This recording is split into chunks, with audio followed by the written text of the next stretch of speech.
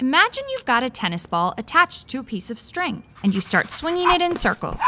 Whoa now, watch out for your buddy. Let's take a closer look at the fascinating physics of this simple action. You've probably heard of Newton's second law of motion as it relates to objects moving in a straight line. Turns out, Newton's second law also tells us about the net force on an object as it moves in a circle. When an object moves in a circle, its velocity changes direction. Since the velocity is changing, that means we have an acceleration. And we know from Newton's second law that if we have an acceleration, we have a net force.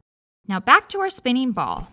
For objects undergoing circular motion, the net force on the object is called the centripetal force. It's a weird-sounding word, but it's Latin for the phrase center seeking. It's named centripetal because the centripetal force always points to the center of the circle.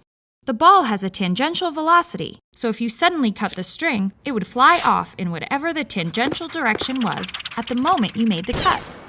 But assuming you don't cut the string and you keep swinging the ball's tangential velocity is constantly changing directions. This means the ball is accelerating, and the reason it's accelerating is due to the centripetal force.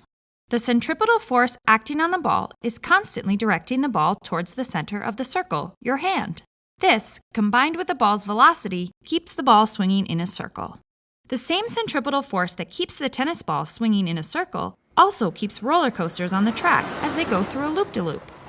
So the next time you're having a blast on a roller coaster, you can thank the centripetal force.